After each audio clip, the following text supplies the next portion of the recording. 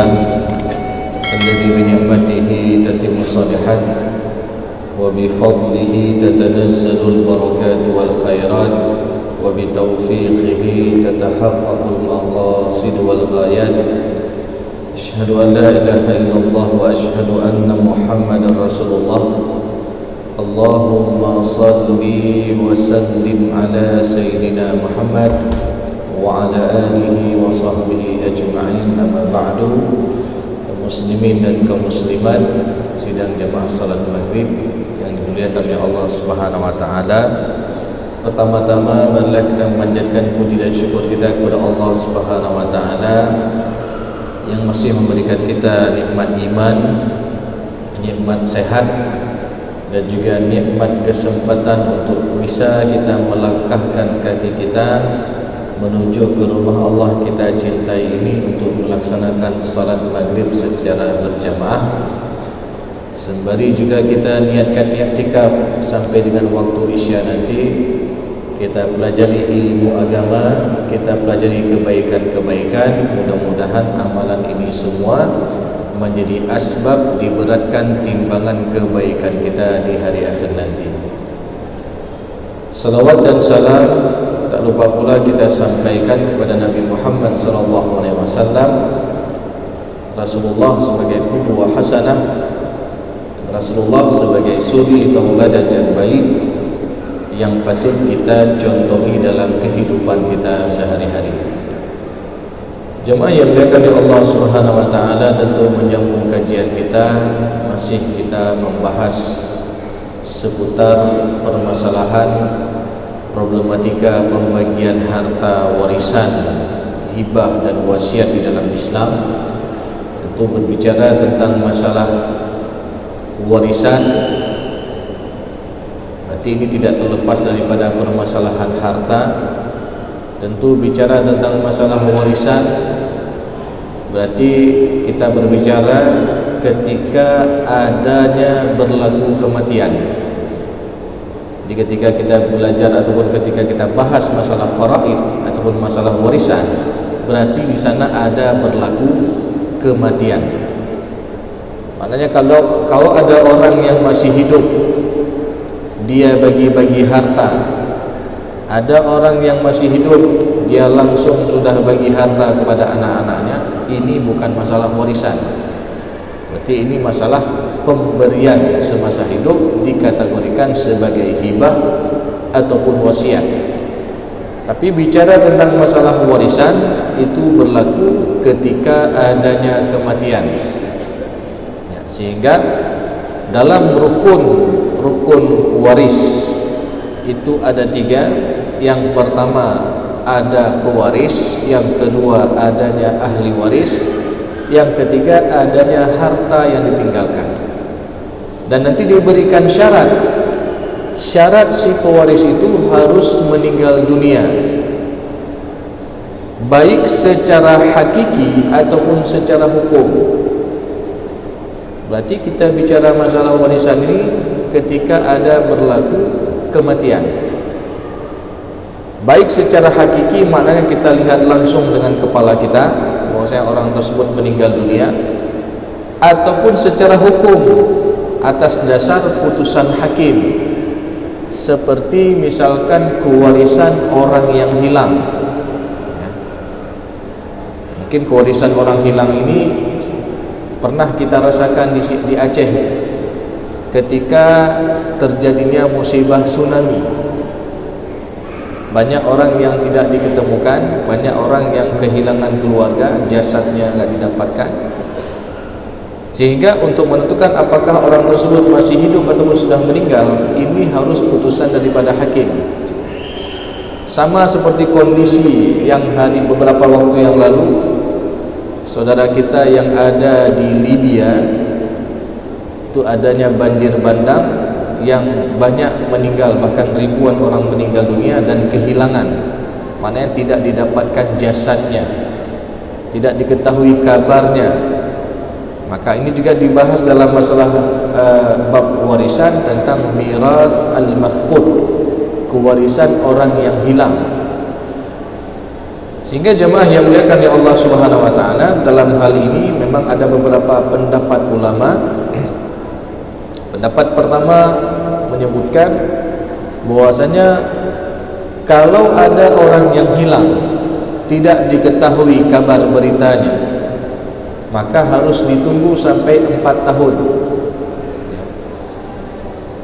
Jadi kalau nggak ada kabar berita, nggak diketahui kondisinya apakah masih hidup ataupun sudah meninggal dunia, maka dalam pandangan pendapat pertama daripada ulama mazhab, itu disuruh tunggu sampai 4 tahun.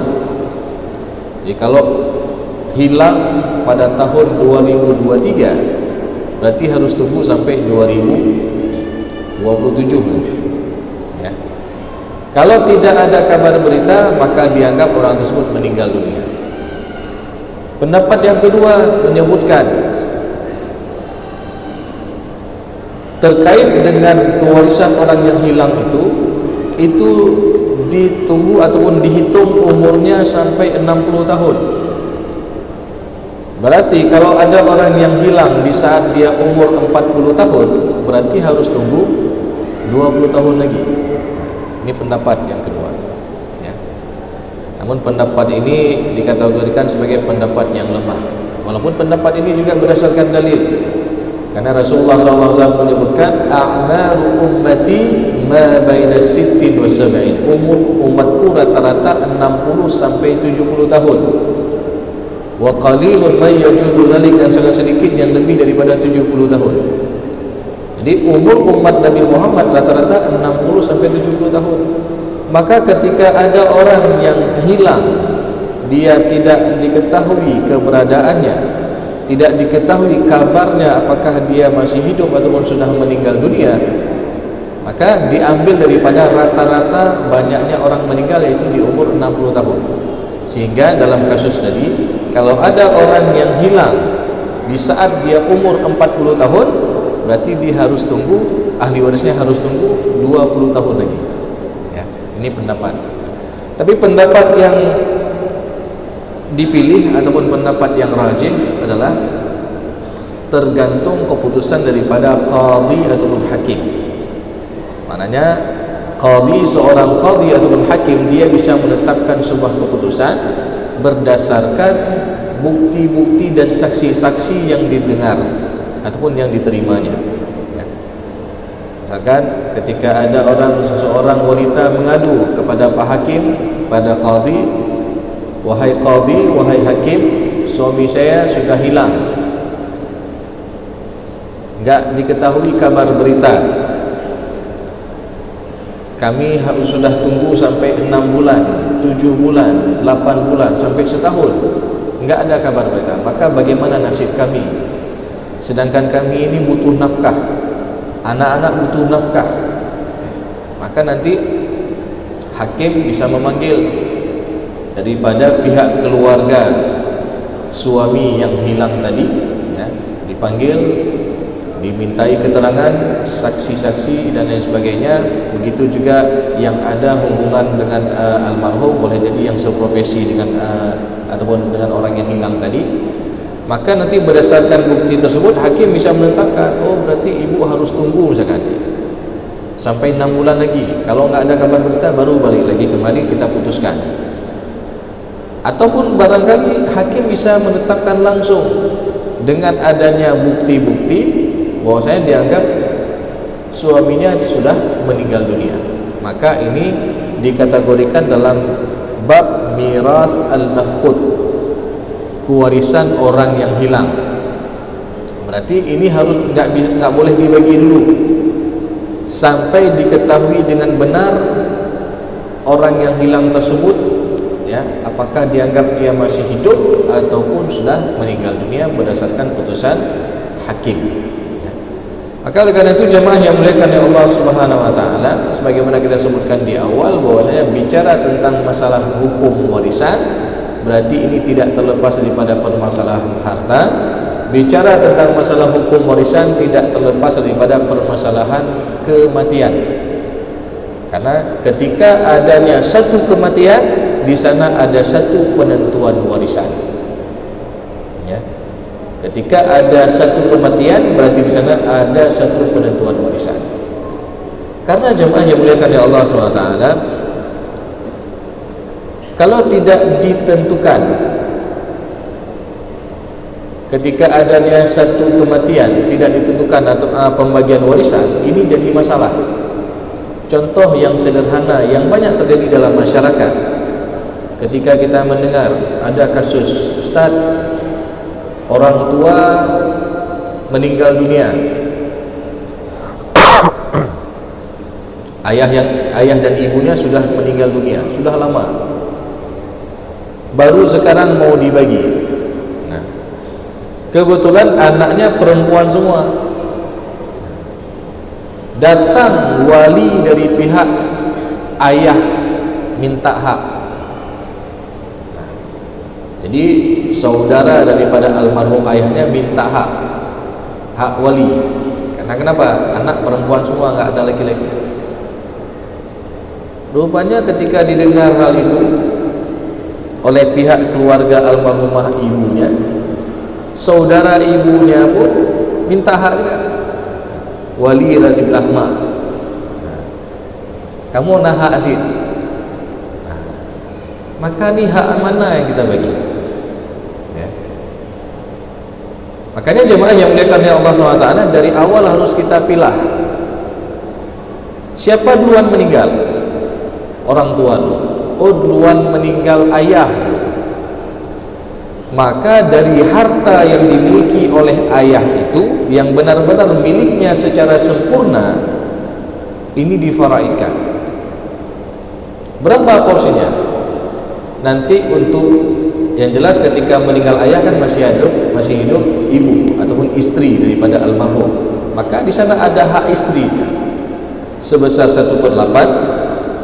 Kemudian untuk anak perempuan 3 orang misalkan tadi kasusnya 2/3, sisanya baru ada hak wali dari sebelah ayah. Yang kedua, ketika nanti ibu meninggal, kita tentukan mana yang benar-benar harta dimiliki oleh almarhumah ibu.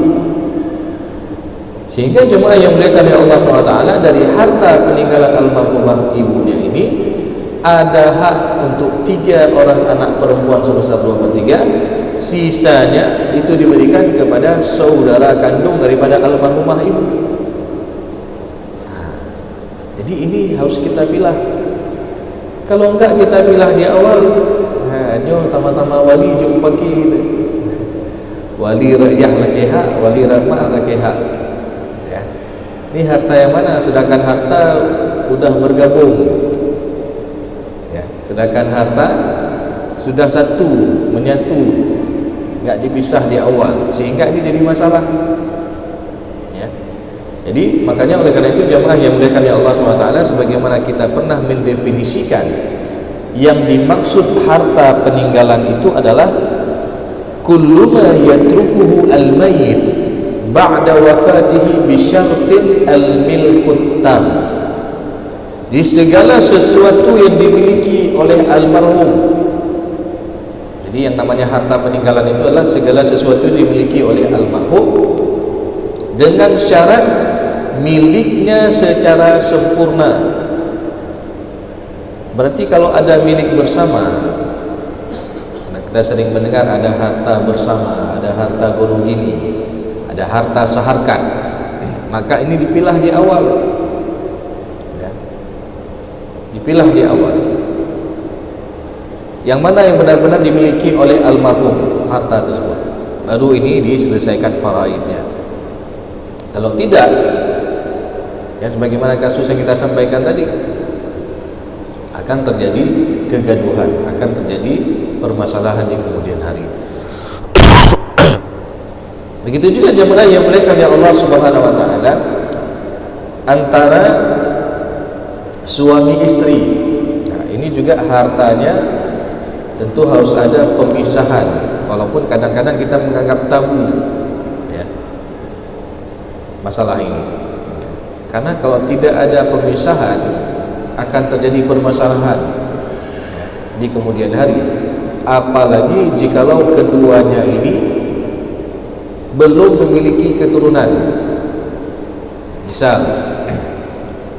suami istri menikah, sudah lama mereka menikah, lalu ada penghasilan yang didapat, ada diberi aset dan lain sebagainya. Dalam aset tersebut ada yang diberikan sertifikatnya atas nama istri, ada yang diberikan sertifikat atas nama suami.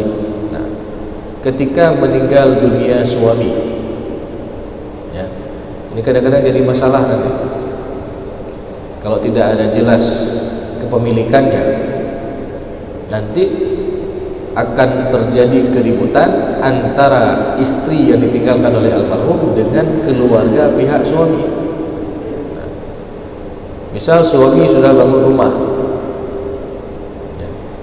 lalu rumah tersebut diberikan sertifikat atas nama istrinya. Ketika meninggal dunia suami, pihak keluarga suami dia tuntut bahwasanya nyan rumahnya payah faraid sih. Lalu istrinya mengatakan, "Jaman abang kagak hibah kalau." Nah, ini kadang-kadang jadi masalah. Ada nggak sertifikat hibahnya? Ada nggak pemberian akad hibahnya? Karena kalau kita bicara hibah dalam konteks fikih itu harus berlaku atau memenuhi 4 buah rukun. Yang pertama ada pemberi hibah, yang kedua ada si penerima hibah, yang ketiga ada objek yang dihibahkan, jelas objeknya, dan yang keempat ada ijab kabul. Jadi kalau sudah memenuhi seluruh rukun-rukun daripada rukun hibah tersebut, maka sudah berpindah hak milik secara langsung dari si pemberi hibah kepada si penerima hibah.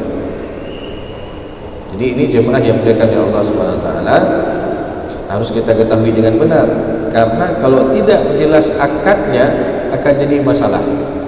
Sebagaimana ada sebuah kasus ketika meninggal dunia seorang suami meninggalkan seorang istri, beliau kebetulan belum memiliki keturunan tapi ada anak angkat dan juga ada keluarga dari pihak almarhum suaminya ini. Jadi ketika duduk musyawarah keluarga, jadi istri mengatakan, rumah ini sudah dihibah buat saya. Lalu pihak keluarga daripada almarhum suami keberatan. Mereka tanya, ada enggak bukti bahwasanya almarhum itu sudah hibah buat anda? Lalu dia bilang, ada, waktu itu satu malam abang bilang pada saya, ya, ini rumah ini ambil aja buat adik. Jadi sehingga ini tidak bisa dibuktikan, tidak ada saksi, tidak ada ijab kabul, ya, tidak ada hitam atas putih, apalagi kondisi hari ini, ya, sehingga ini jadi masalah, ya. Jadi gara-gara kasus itu sampai ribut antara istri dengan pihak keluarga almarhum suaminya, ya, terkait masalah pemberian tersebut. Maka oleh karena itu jemaah yang muliakan oleh Allah Subhanahu wa taala, bagaimana kita sebutkan tadi bahwasanya harus jelas, ya, kepemilikan barang, dan juga harus jelas ketika adanya satu kematian di sana ada satu penentuan warisan.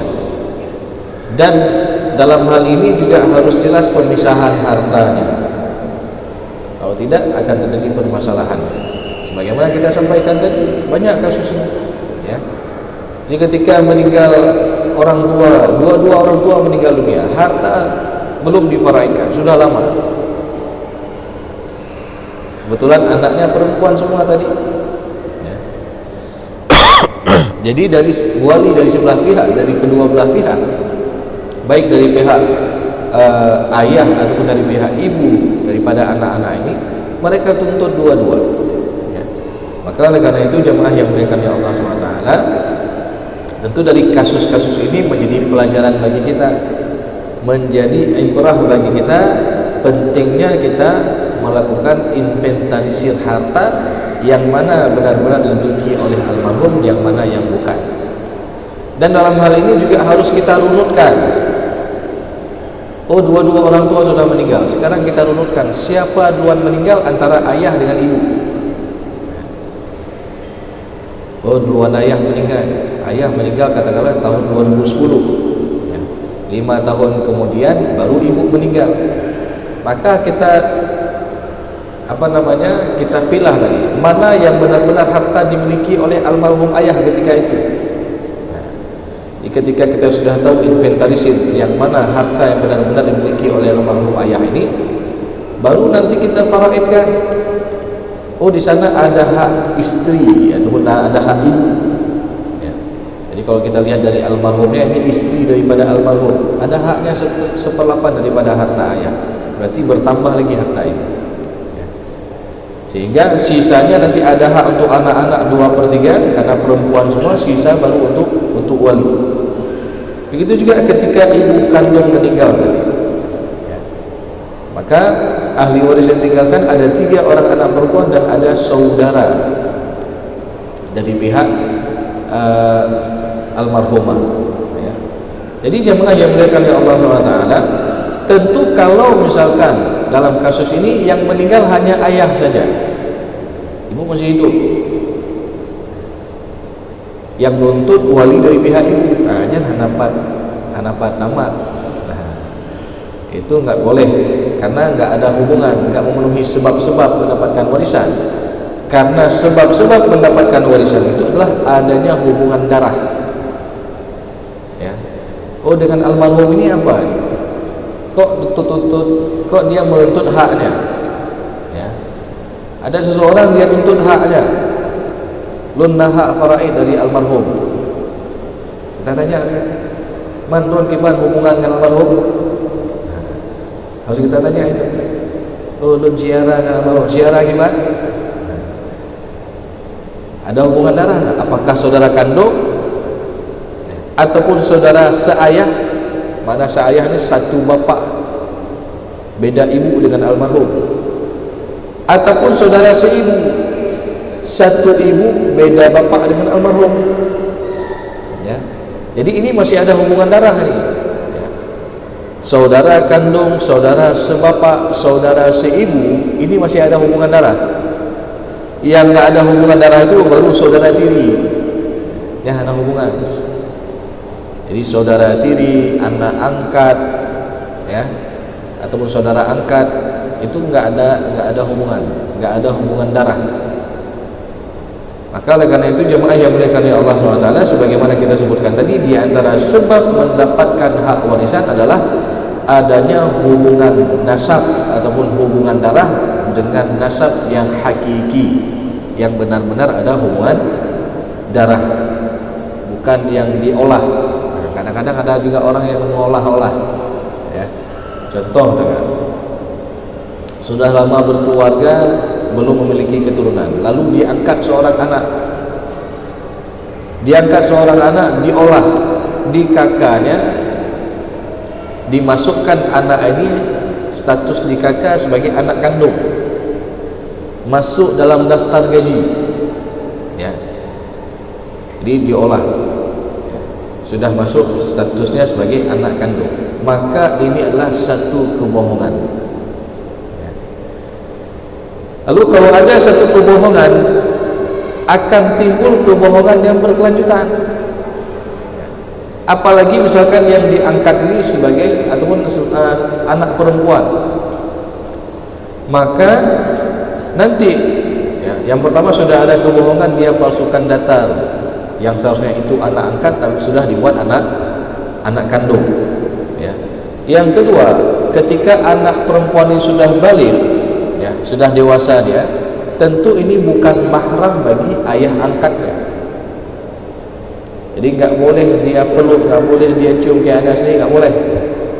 Walaupun sudah dirawat dari bayi, oh nggak boleh. Islam sangat menjaga yang namanya hubungan nasab. Islam sangat menjaga yang namanya hubungan darah. Bahkan salah satu daripada maqasidus syariah, tujuan daripada syariat Islam adalah hifzun nasal, menjaga keturunan, menjaga nasab ya. Jadi ada 5 tujuan syariat Islam yang utama. Pertama, menjaga agama, menjaga harta, menjaga akal pikiran, menjaga keturunan, dan menjaga nasab ya. al-mal, ya. Al-mal, harta, dan juga nasab, ya. Jadi ada 5. Jadi menjaga agama, menjaga jiwa, menjaga harta, menjaga akal, dan menjaga nasab. Jadi 5 tujuan syariat Islam. Maknanya ini benar-benar diperhatikan dalam Islam, ya. Begitu juga masalah nasab. Jadi enggak boleh ketika ada seorang enak-enak dia buat status, ya, dia olah status misalkan di kakaknya sebagai anak kandung, maka ini satu kebohongan, ya. Dan ini bahkan dosa besar. Rasulullah SAW dulu pernah mengangkat seorang anak bernama Zaid bin Harithah sebagai anak angkat Rasulullah SAW. Saking dekatnya Zaid bin Harithah tersebut dengan Rasulullah SAW, sampai-sampai mereka memanggil Zaid bin Muhammad. Jadi sudah sangat dekat dengan Rasulullah, sudah seperti anak Rasulullah SAW. Jadi ada bahkan di antara para sahabat ketika itu memanggil Zaid bin Muhammad. Nah, ketika panggilan itu terjadi, langsung datang teguran daripada Allah. Di dalam surat Al-Ahzab, Allah Subhanahu wa taala berfirman, "Ud'uuhum li'abaihim." Panggillah anak-anak angkatmu itu dengan nama bapak-bapak mereka, ayah-ayah mereka. Huwa aqsatu indallah, dan itu lebih adil di sisi Allah Subhanahu wa taala. Ketika kita, Islam enggak melarang kita mengasuh seorang anak. Islam enggak melarang kita untuk merawat seorang anak. Kita besarkan dia, kita sekolahkan dia, enggak. Bahkan ini perbuatan yang mulia. Tapi yang enggak boleh adalah memberikan nasab. Kagejuk bin atau urunci angkat atas orang tua angkatnya, itu enggak boleh, haram, ya. Karena sekali lagi Islam sangat menjaga yang namanya hubungan nasab tadi. Jadi enggak boleh dibinkan atas nama orang tua angkatnya. Tapi kalau kita mau asuh anak, kita rawat dia, kita sekolahkan dia, ya, sampai dari kecil, dari TK sampai dia kuliah nanti, itu enggak masalah. Ini perbuatan yang mulia. Tapi yang enggak boleh itu adalah ketika kita memberikan nasab. Karena sekali lagi Rasulullah SAW ketika itu ditegur oleh Allah Subhanahu wa taala, ya, dan juga teguran ini berlaku kepada para sahabat yang memanggil Zaid bin Muhammad tadi, ya. Maksudnya enggak boleh dibinkan atas nama orang tua angkatnya, ya. Maka oleh karena itu jemaah yang dimuliakan oleh Allah Subhanahu wa taala, ini penting kita ketahui bersama, jangan sampai ada di antara kita yang salah langkah. Karena dia saking sayangnya anak ini dirawat dari bayi sehingga dibuat status kakak sebagai anak kandung, masuk dalam daftar gaji lagi, ya, dan lain sebagainya. Maka sekali lagi ini adalah satu kebohongan, ya. Enggak boleh kita lakukan hal seperti itu. Tapi ketika kita niat tulus baik, ya, kita rawat dia, kita besarkan dia, tapi juga kita bilang bahwasanya dia juga ada ayah aslinya, ya, ada ayah yang sebenarnya, ya. Maka ini lebih bagus kita bilang apa adanya daripada kita sembunyikan, tapi ini bahkan membuat kita dosa, ya.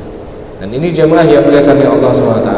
Makanya di antara sebab ataupun sebab mendapatkan hak warisan itu adalah adanya hubungan darah dengan nasab yang hakiki.